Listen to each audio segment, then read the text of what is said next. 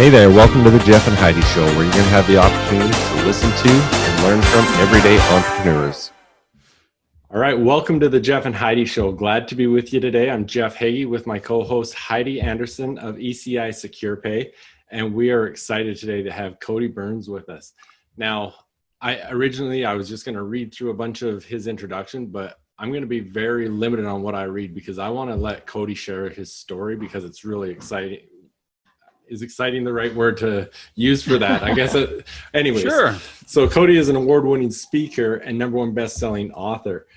And that's as far as I'm going to take it because I want Cody to take the time to kind of talk about what happened in 2013 and how that changed his life and where that's taken him today. So Cody, thank you. Oh my goodness. Well, first of all, thank you, Jeff and Heidi, for having me. It is truly a pleasure to be able to be here and share with your listeners this story of how my life just drastically changed in an instant.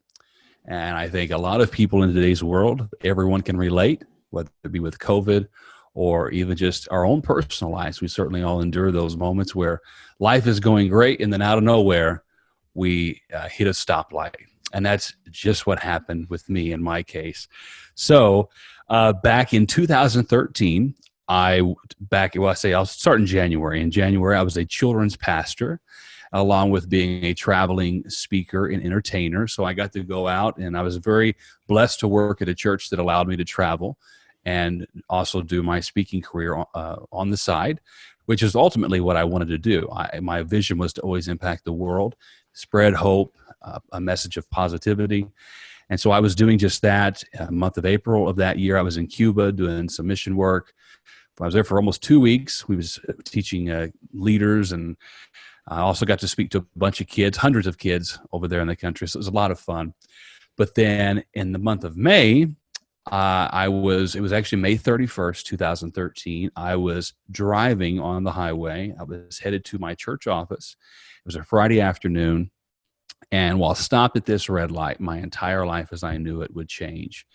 And, before all of this, at a young age, I was called into ministry. I knew this message was going to be international. I was going to travel and really make an impact to thousands upon thousands of people. I always had a big vision to give hope to people. So it started young. So all through my early years, this is what I pursued right up till this point in time. So I say all that to say this: stopped at the red light. I was rear-ended by a refrigerator box truck. Now, I don't remember none of this. I'm only saying this because what the first responders tell me. The last thing I remember was driving on the highway, and then everything goes pitch black, almost as if I just didn't exist. I don't know how to explain it.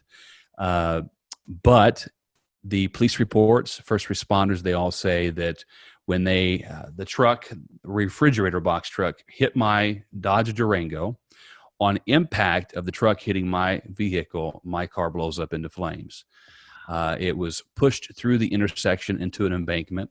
When the first responders came to the scene, they said, it's a fatality. Just by the looks of it, they said there's no way anybody could survive this.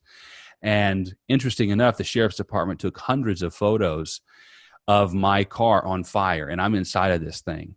And they was taking these photos because, just as witness and, detectives and all the aftermath that they do.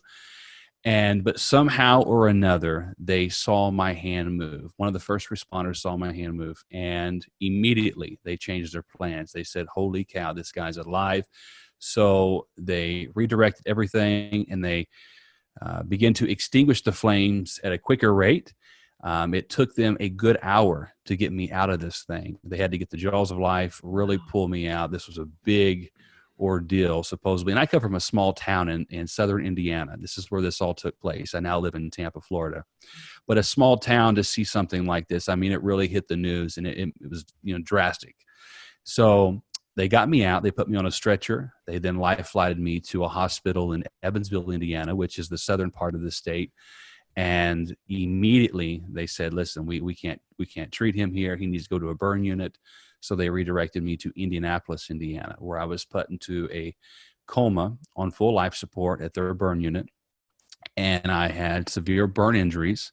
I had broken vertebrae, torn ligaments. A lot of hurdles came about during that time, but the worst of the injuries was the burns. So my face had second degree burns. I had third degree burns, and then I had fourth degree burns. I never knew there was such a thing as a fourth degree burn. And what that is it burns through all your fat cells down to bone and muscle. And in some cases, it requires amputation. So 40% of my body surface area was burned. My arms, I have a little spot on my lower back, my left leg, and some spots on my right leg. But it was very drastic, and my body certainly took a big hit, and I still carry those scars to this day. I will pause right there to give you guys a talk break. But yeah, so 3 weeks in a coma on life support. That's where I'll leave it. You could say something if you need to. Wow. No, it's such a blessing that they were able to notice that your hand moved and change the plan of action. So again, this was in 2013, is that correct? Yeah. So, and how old were you at the time? I was 23. So just I just turned 30 this year. So okay. Still a young man, but yeah, 7 years. It's been amazing to see what all's taken place since this time. But it's also amazing because of your life purpose and what you were already doing in your life that, obviously you're saved, divinely protected. I'll put it that way. Right. Yes. And in some ways, and I'm sure you'll probably get into this, but did that further your mission, almost give you more of a voice because of what you went through and being able to reach more people that would, that would really want to hear your message because of that. Yeah. And it has. I mean, I can say that today, looking back to see the impact that has taken place. But, going through that stage, you're getting to that point. It took some emotional healing, which if you like, I can continue on and kind of. That's okay. I was actually going to say, I've got some questions, but they're going to be more pertinent to down the road a little bit. So yeah, share the rest of the story with us. All right. So 3 weeks in a coma on life support in the burn unit. There was many things that took place whenever I was out of it. My family has their side of the story. I had many, many surgeries in the unit. I actually encountered a blood infection. I had pneumonia.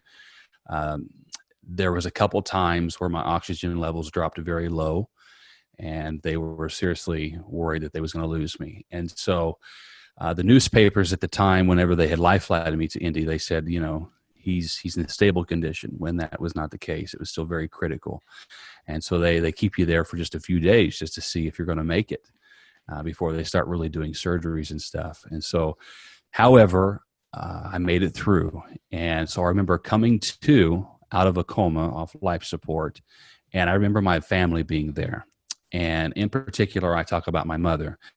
And I hear my mom's voice, and she tells me, Cody, you've been in a really bad car crash. You've been severely burned. You're here in Indianapolis. You're in the burn unit. Your recovery, it's not going to be an easy journey, but no matter what, don't lose sight of your vision. And those words stuck with me, and they still do to this day. And I think it's so important that we have individuals in our own lives in those devastating times that will say, you know what, don't lose sight of your vision. We all need those people that will remind us. And so, however, at that time, my thinking was, well, hold up, I didn't see this coming. This isn't what I had planned. And then so immediately you're like, well, why me?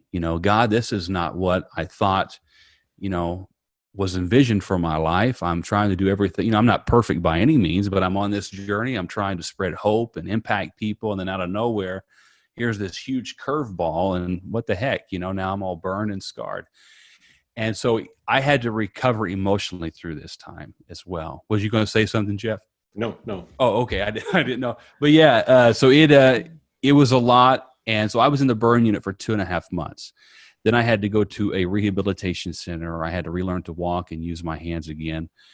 And I was there for 6 weeks where I was constantly monitored by nurses and doctors. And then I would go to outpatient occupational and physical therapy for almost 2 years after that. I had many, many more surgeries during the recovery. just trying to adapt to this, the scar tissue and trying for my joints to gain mobility again. It was a long haul. However, through that time, I think one of the biggest benefits was having that support system in place. And as I had mentioned before all this took place, I was a children's pastor traveling the country. And up to this point, I had spoken to thousands of kids from all over the place, and also adults and teenagers as well. And so in those times when this all happened, they're looking. My brother had started a Facebook page. People are looking at how I'm responding to this tragedy. And it's like, now I have to put my faith, it's been put to the test. Now I have to really practice what I preach. We can talk something all day long, but when rubber hits the road, what are you going to do about it?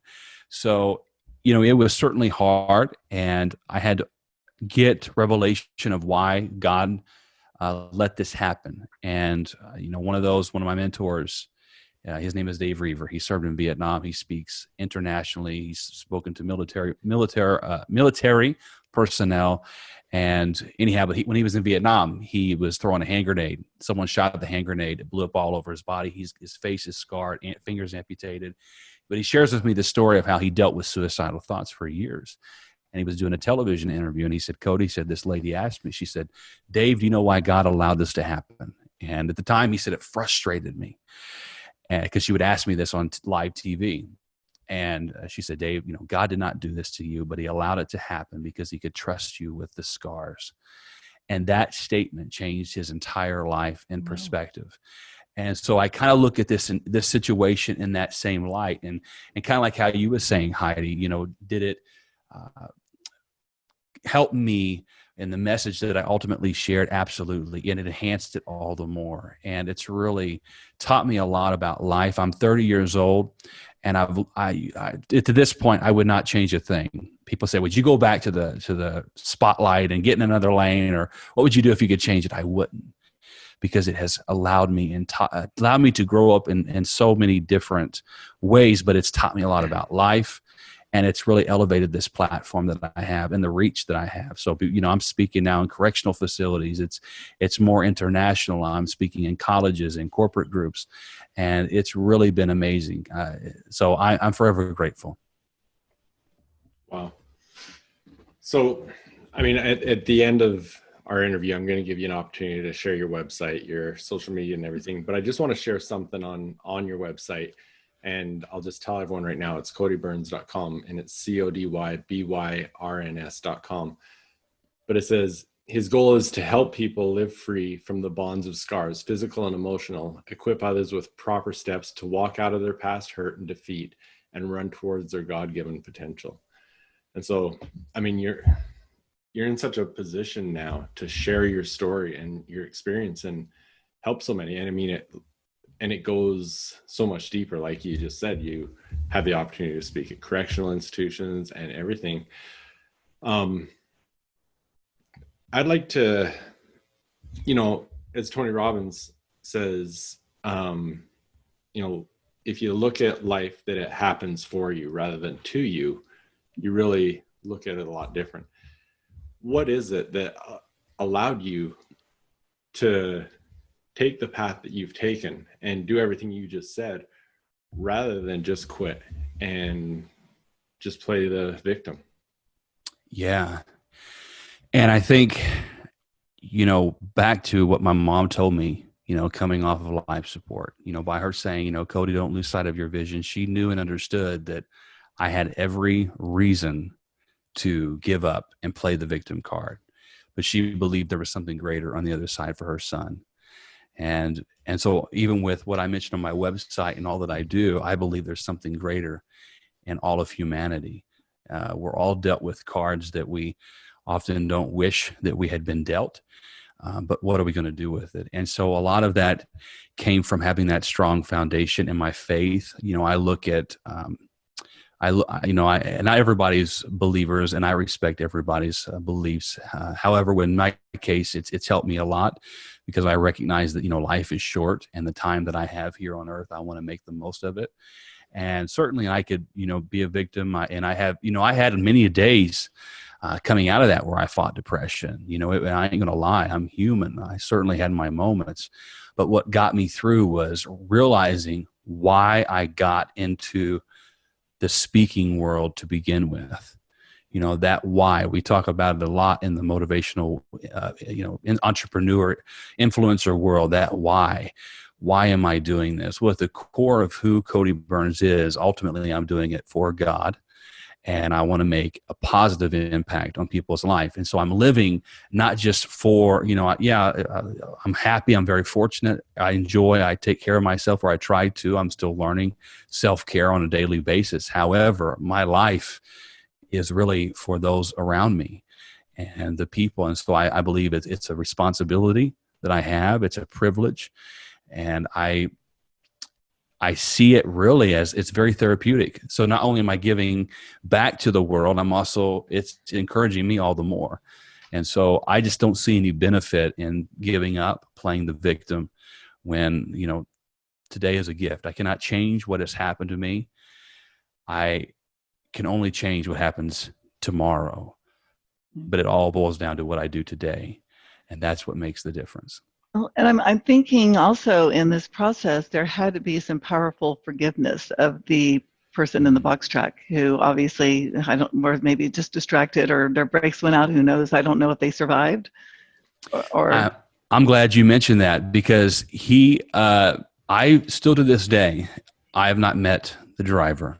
I would certainly love to. I think there's a powerful story of that is still waiting to come into play. However, from what I am told, he was fine. He had no injuries. He was in a larger truck, and he was able to get out that day. I do know that he was not drinking. He wasn't doing anything like that. I believe he was on his cell phone. But he's fine. But through that, I certainly did. I had to practice some forgiveness on that, and it did take some time, because, and not just me, but my whole family, because it really affected us all. And so, I look at it as, forgiveness. It's not so much for the other person; it's for myself and for me moving on. However, I would someday, God knows my heart on this, I would someday love to be able to give that guy, if he allowed me to, give him a hug and say, you know what, I forgive you.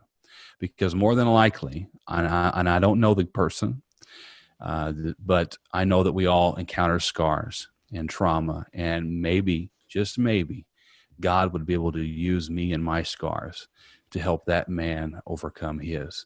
So I think it's a powerful story that is awaiting to take place. Assuming from what you said about them taking the pictures and everything before they even realized you were still alive, are the pictures on that video on your website, are those actual footage of the accident? Yes, they are. Wow. Yeah. Okay. Yeah.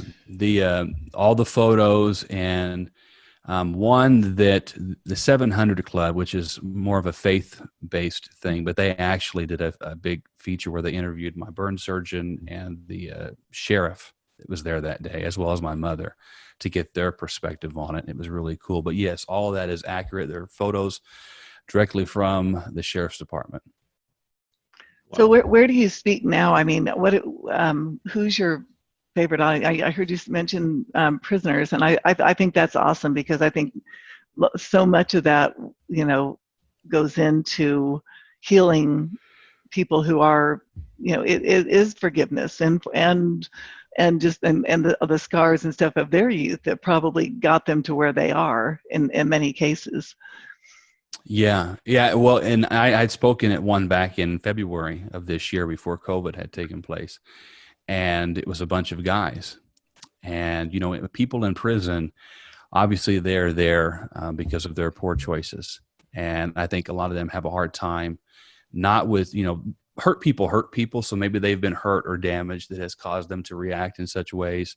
So not only do they have to practice forgiveness towards others, but I think the hardest person to forgive in their case is themselves. Mm-hmm. And so it certainly was a message. I think the scars, it really resonated well with them.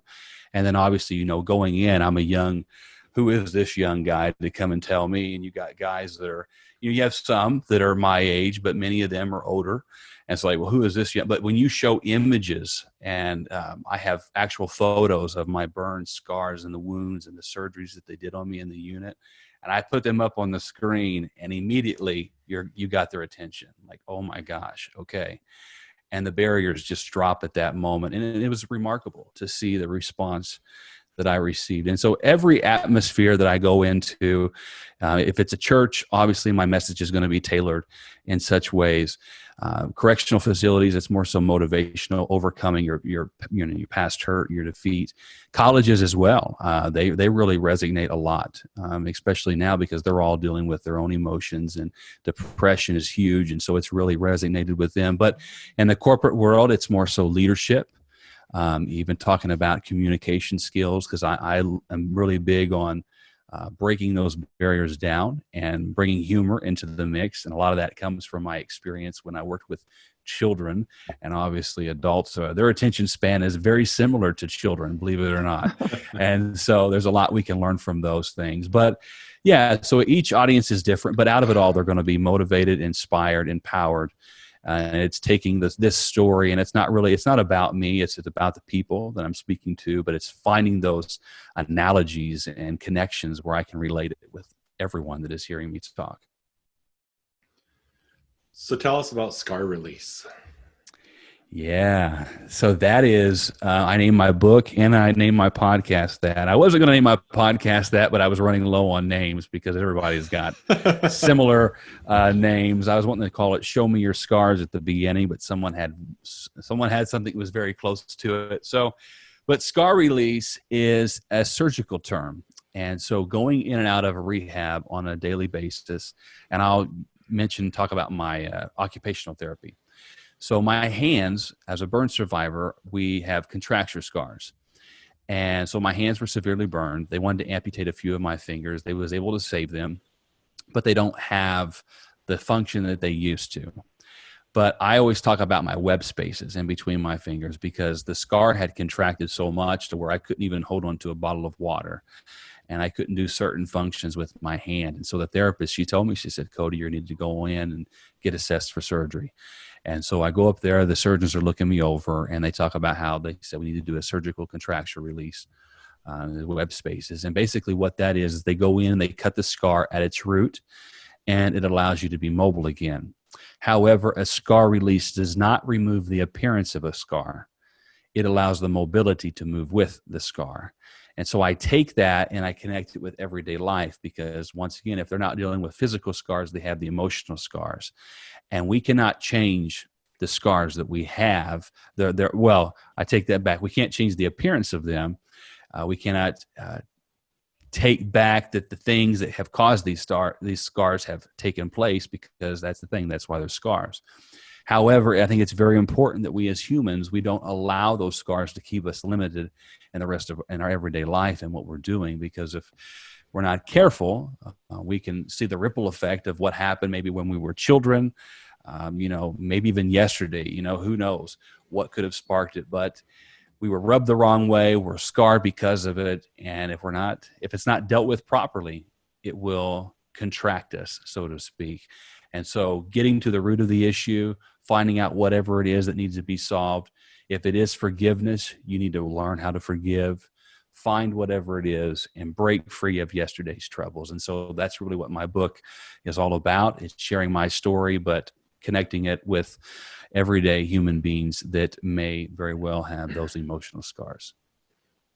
I used to work with foster kids. I was a CASA, and I was everything. And so whenever I listen to people like you, I go, "Oh, that is a group that really needs to hear this kind of a message." And I wouldn't not really sure exactly how to get it to them. Maybe get the book, but a lot of them, getting a teenager in foster care to actually read a book sometimes is a little challenging. But do you have like do you train people to coach your what you speak about? Am I making what you mean? You train as far as to be able to help you deliver your message to an audience like that? Is there Oh, so as far as teaching them to become speakers, to deliver their message. Is that Yeah. what you're saying? Well, or teaching somebody like me to help you get your message to that kind of the audience of the kids in foster care. Oh, well, I mean, I'm actually starting up a coaching program, and basically it's going to be an 8-week teaching course that is still in the works, but it's going to be very much a lot of what I share in my book, and it has gotten me through my life experience. And while we're on the topic, even for listeners, if they want to take this, I talk about 4 steps, and it's epic. It's an epic step process, and it's an acronym. So the E stands for embrace challenges, and the P stands for provide perspective, and the I stands for implement change, and the C is celebrate and serve. And so embracing the challenges that we face, we all encounter problems at some level or another. We cannot, just like with me, I cannot change what happened to me. What's done is done.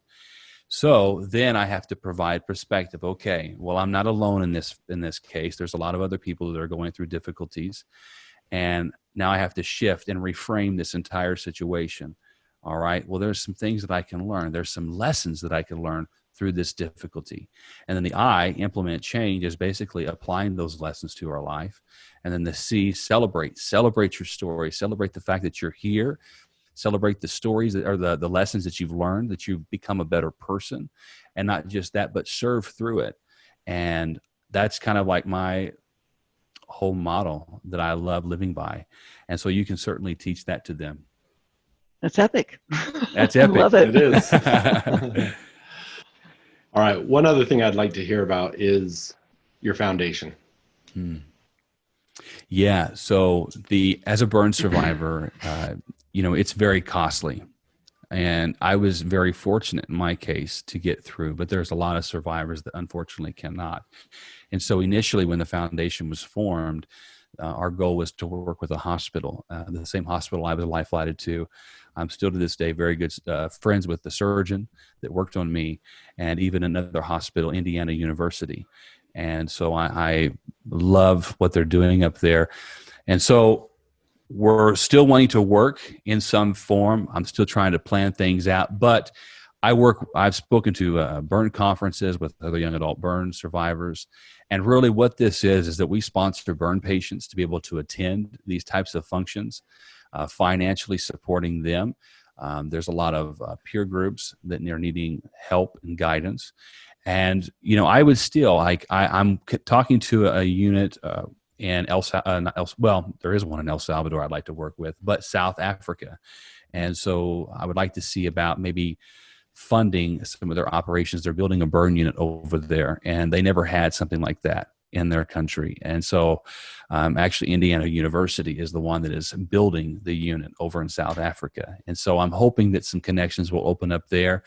And so we're raising money. So we're basically at short, I want them to heal, not just physically, but more so emotionally, and let them know that no matter what has happened to you, there is a life beyond the scars that you carry.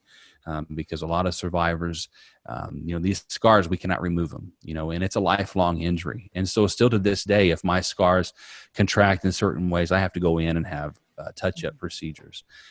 Some of these survivors, they're burned on their face. So it's now learning to live with these scars. And, and that's tough, because the first thing we see as human beings when we connect, it's our face. And so in that case, and then dealing with how other people look at you. And there's a lot. And so really just catering to them and letting them know that someone cares. That's what it's all about. I love it. All right. Well, we're getting to our wrap up here. But, one thing as you were speaking, one thing that I kept thinking about, especially right now with people that have been in lockdown, all the different things we've been dealing with, there is a high rate of suicide and all the mental issues that people are dealing with right now, and especially in the younger generation. What is a message you could give that from someone that's been through so much and was able to come out of it. And I know you talk to these groups. What's just a message you could give if someone like that is listening right now? Yeah. And there's really a whole bunch I could say, but in short, recognize that you're not alone. People love you. There is support systems out there. We are in charge of our support systems. Some people, they may say, well, Cody, I'm not as fortunate as you to grow up with a strong family to be there. But you have the ability to reach out. There's people out there that can be there to support you in certain times. So know that you're not alone. People love you. They want to support you. We cannot change the past, but we can change our today. And then there's a powerful quote that I was given by who we was talking about before we had went live, Sean Stevenson. And it says this, the key to success is playing the hand you were dealt like it was the hand that you wanted. And so no matter what life has dealt you, understand that if you play your cards right, it can serve for your good. And so there can certainly be a better tomorrow and be a stronger person as a result. So don't give up. There is hope. Thank you. Beautiful message. That. So Scar Release, Breaking Free from Yesterday's Troubles. You can get that on Amazon. But Cody, share everything, your website, your social media, anywhere anyone can find you. Okay. Yeah. So as you mentioned before, CodyByrns.com, CodyByrns.com. My book is on Amazon. If they go to my website, there is a link on there, the Scar Release book, and they can type in their email and their name, and they can download the first chapter for free if they'd like. I'm also in the process, like I mentioned, doing a coaching program, hoping to get that page up and running within the next month or so. So be on the lookout for that. But yeah, my social media, I'm on Instagram, Facebook, Twitter, LinkedIn. My tag on Instagram and Facebook is @the Cody Byrns. Twitter, I believe, is the same, but on LinkedIn, just type in Cody Byrns. But I would certainly love to contact anybody or, talk to anybody that would like to. So, yeah. Awesome. Well, thank you so much. And again, visit his website. There's videos, there's Meet Cody, there's the book, everything on there. There's a lot of stuff on there. And it's just an incredible story. I really appreciate you sharing your message with us today. Thank you. Oh, well, thank you both for having me. It has truly been a pleasure. Thank you, Cody. All right. Take care. Bye. Bye-bye.